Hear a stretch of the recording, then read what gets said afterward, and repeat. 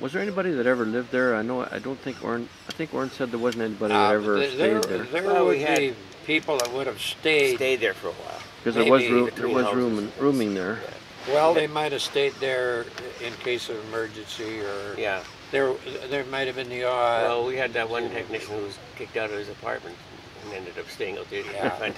But actually, living there, I don't remember any. Yeah, it was all emergency stuff. Yeah. The only cute thing about that is when there was if you were on the night shift and all of a sudden the blizzard showed up, you generally stayed there for the night rather than go home and have the poor guy in the morning trying to figure out how he's going to get out there. Right. So it was a nice thing. We'd phone and tell each other what we were doing. Yep. Yeah. But one morning there had been a blizzard during the night, and I had a Corvair. So it's not that far back, only 1960. And they had a heavy snowstorm in that corner, and I came out there with my Corvair, and the bottom of it's like a Volkswagen, just smooth and silk. So I took that corner, hit this snowbank that was about 20 feet long, over top of it, pulled into the garage, got things going. The boss came out, George, came out a little while later, and he saw these kind of, looked like car tracks through that snowbank. He went into it with his Ford. He stayed there. He walked to the transmitter. He said, "You came out last night, did you?" And I said, "No." "What?" This morning. There was, in the early days, there was all kinds of stories. There wasn't that many guys going out there that had vehicles. And one of the hard parts was guys that had to walk out there. And there was this one fella, this Norm Mickelray, who was the clock watcher. He had his own program out there. And he had a box. He made himself a special cardboard box. And it had a window in it, and he was inside there, And that was quite common that's how he got out there to protect himself from the wind. From the cold, eh? We live where the trailer court is. Yeah. That was my dad. We built that. We called it 3 acres. It was a small holding after the war. And so we'd look out the window there, and we could see Norm going by up there in the early morning with his box over his head. Yeah. Oh yeah. I kind of lucked out as a kid. I wasn't really much that young, but anyway, I'd go out with him sometimes and sit in on his clock watching show. He made me swear to a stack of Bibles that I wouldn't tell anybody I was with him. There was actually, there was actually announcers in the building from yes, we had those English and French announcers. 1939 to about 1948, was it? Until 1947. 47? Winnipeg.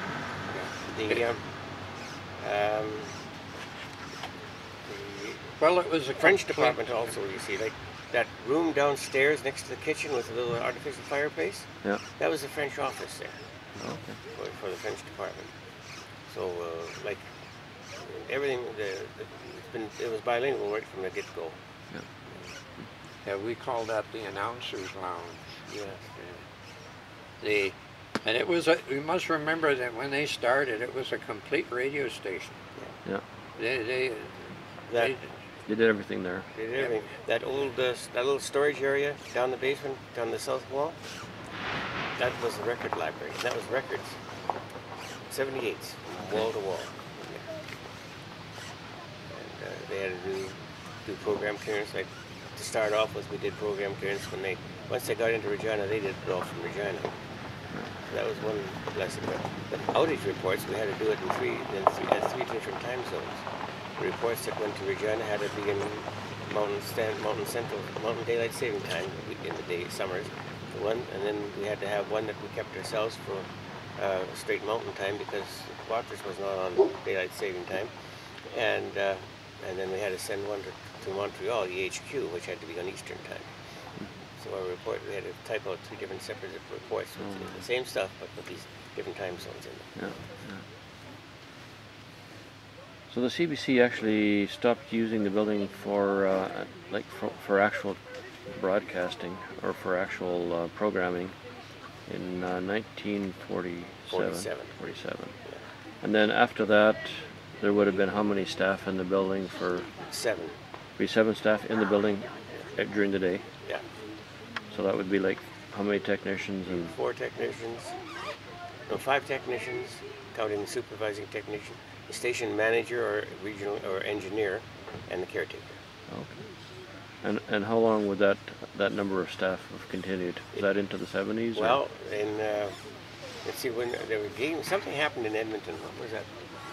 Yeah. Some games or something in Edmonton that one of the supervisors from Regina got transferred up to look after, and he stayed in Edmonton. So our manager, our engineer here, got transferred down to Regina, and that left so we had no manager here, MS manager or managers series. So that was knocked us down, and then I think that was it. And the caretaker retired. That was Well, I even had a caretaker. I had stewards. yeah. They- But he wasn't. and He was a part-time job. and then I hired her. Yeah. But actually, other Hannes and I and the caretaker, The last we group, would yeah. have been the Yeah, last. when they got into this, it came down to it kind of gradually changed down as they got into equipment. it really came down to 3, and then there was just You- and then it was myself and the caretaker, and then there was myself, Yeah, and of course they were getting the remote control operation was getting better and more reliable, and yeah.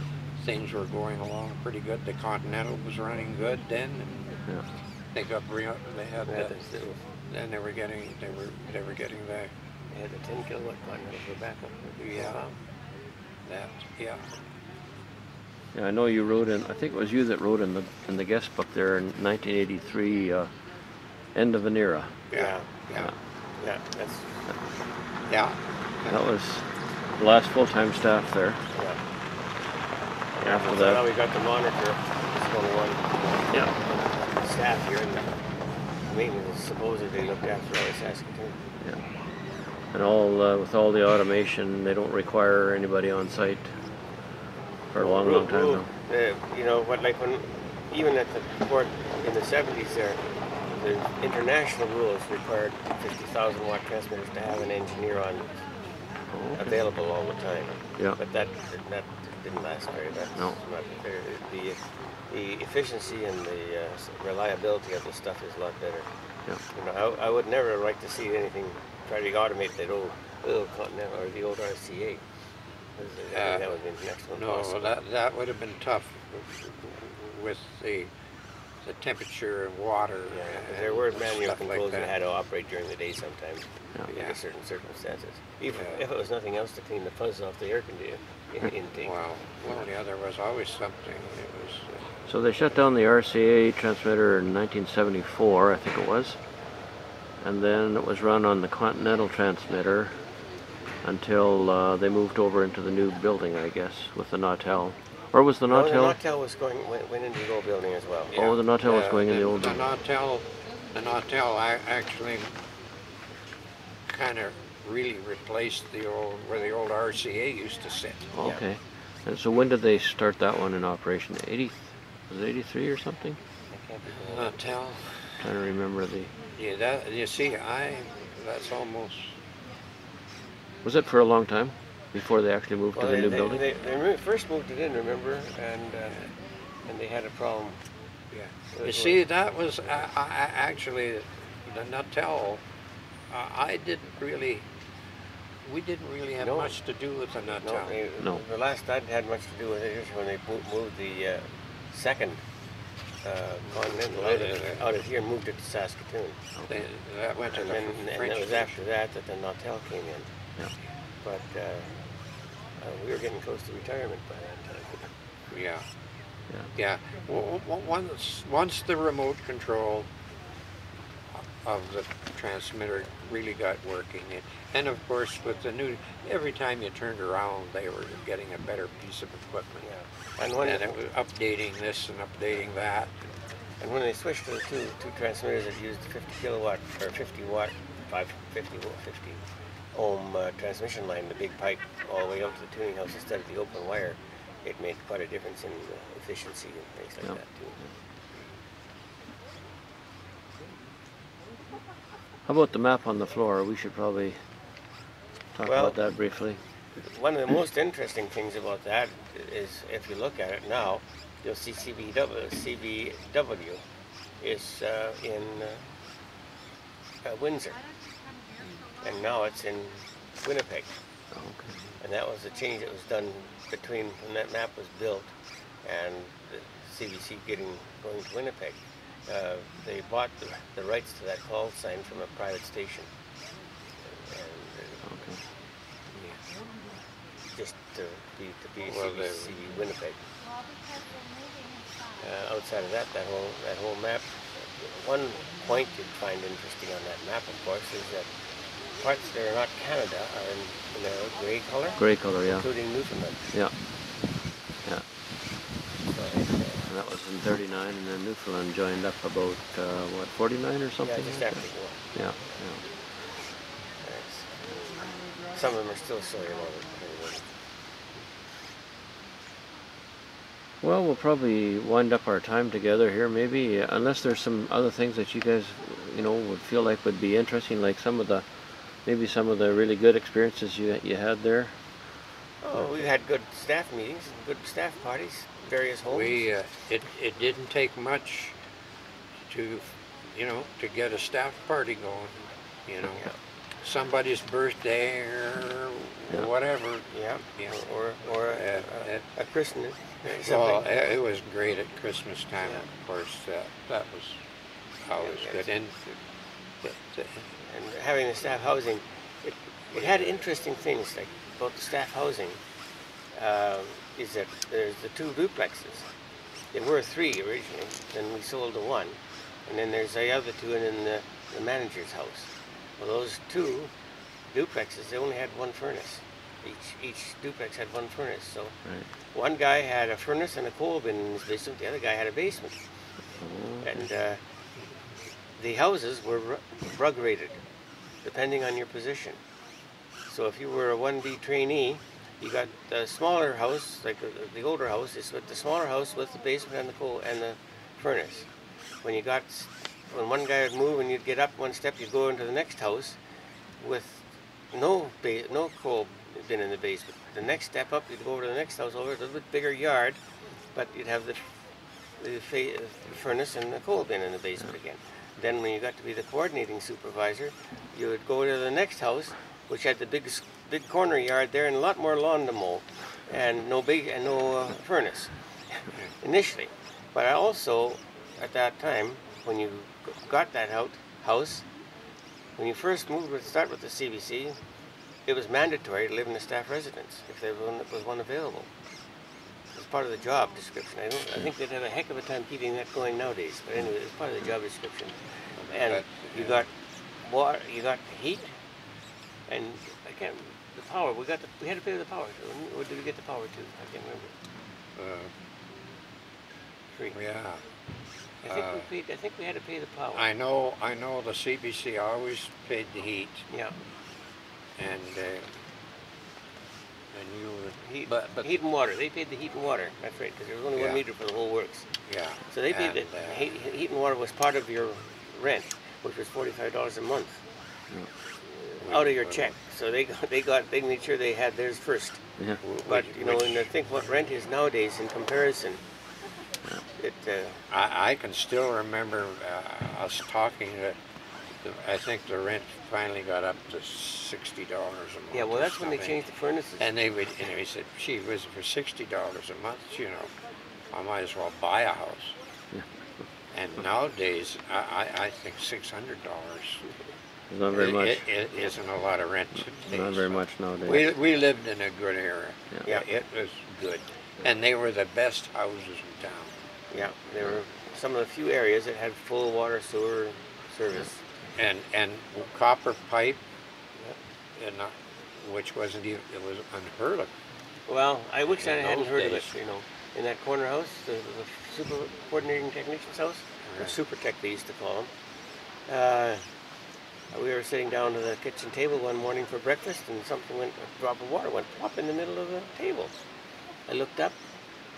Remember what the room was right above us. The toilet trap sprung a leak right above the kitchen table. Yeah. So we had to get Baker, I think. Not Baker, who was the plumber in town? Well, maybe Cochran, Mr. Cochran. Well, it could have been Cochran. Anyway, they had to get him in and take that whole whole piece of Bit copper of lead. out. Bit of lead then maybe. No, too. it was copper. And they'd been using a very corrosive cleaner in it over the years. Okay, yeah, that'll do it. And it had to get replaced. But Repatched the really, the heating systems, even those early heating systems where you had coal, Yeah. you know, the houses were easy to heat. Yeah. They were good homes. The hardest part about them was the humidity, was the hot water heating. Yeah. So the one that had the coal in the basement, did he have to shovel it into the furnace too? Was that No, there was a door between the two, and Oh, you were okay. supposed to alternate? work out a contract between the two. Okay. Sometimes it worked out, sometimes it didn't. Sometimes you talked to each other when you went to work, and sometimes you didn't.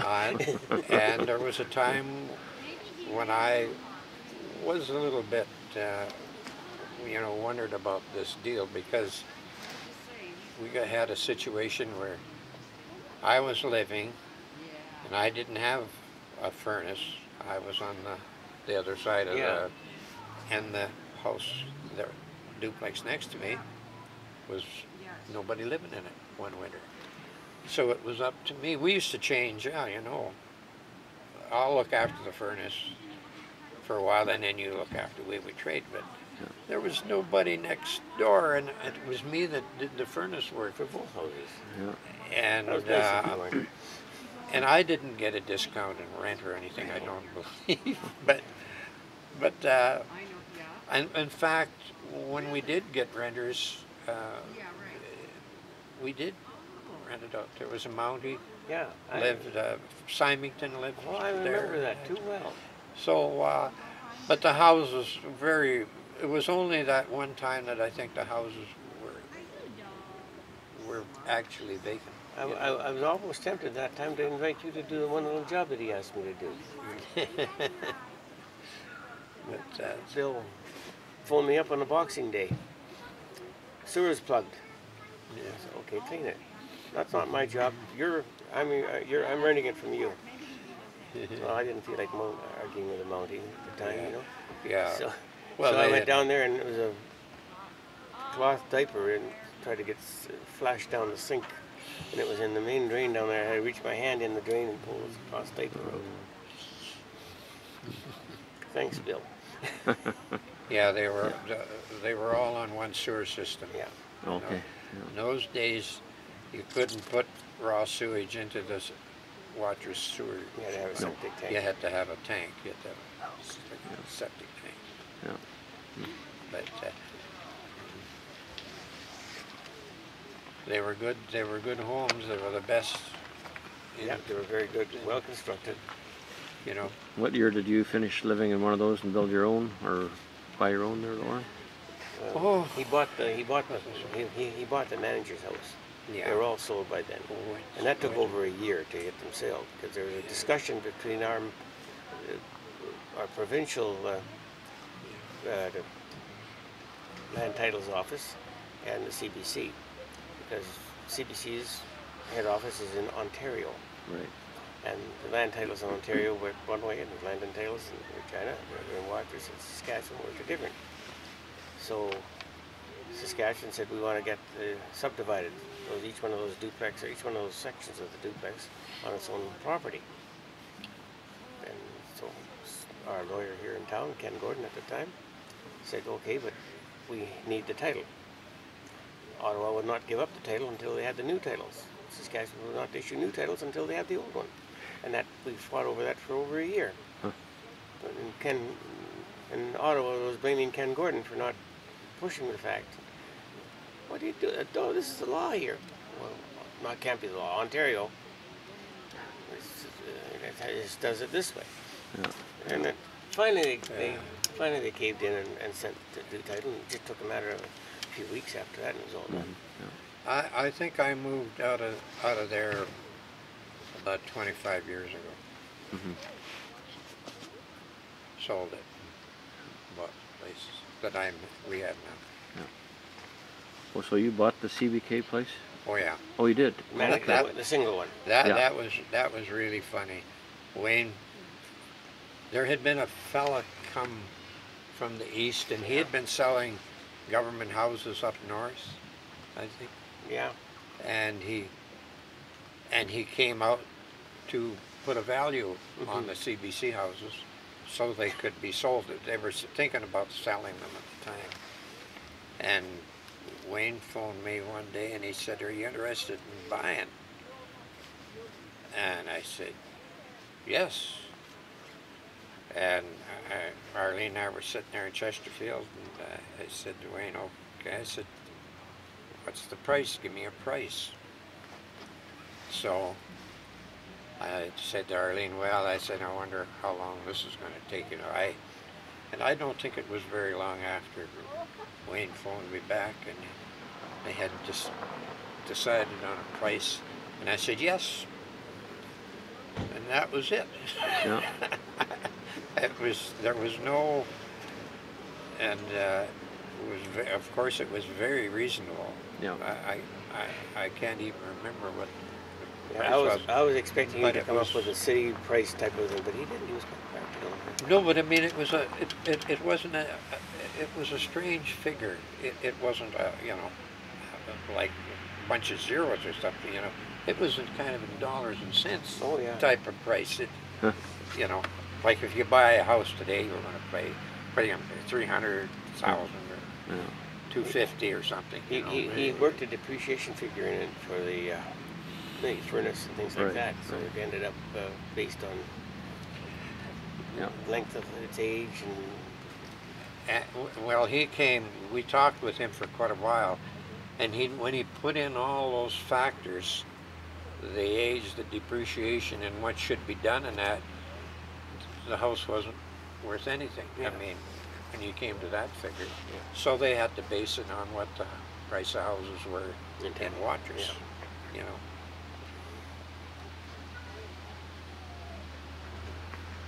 But it was a good deal. Any other memories of CBK that you'd like to leave for future generations? Well, as far as I was concerned, it was a good company to work for. You really had to do something bad. I mean, to get kicked out or get fired. I mean, you really had to do something. It was always. I always figured it was a good company, reasonable. There for the longest time. NABIT, the union was good. There was no problems between unions, and management and stuff. It was a good company to work for. Yeah. well, I think it accumulates in even the friendship between the unions. We had an interesting situation here because all the maintenance guys brought in the transmitter part of it were part of NABIT, and most of them were 2Bs or in that neighborhood they called it. And then there was one Artec guy, and that was the caretaker, Stan Stacy. And he would be scrubbing floors and mowing lawns and working like that, and he'd come back in sweating blood saying, "And you guys are just sitting here." And we say, "Hey, we get paid for what we know, not what we do." I think that's kind of... We had one situation where there was a chance that we were going to go on strike. I guess we did go on strike for 2 or 3 days. But the interesting part about this was just to show you the relationship. They sent engineers down from the east out to the transmitter, and we taught them how to run the transmitter. Okay. In case we went on strike, you see. Yeah.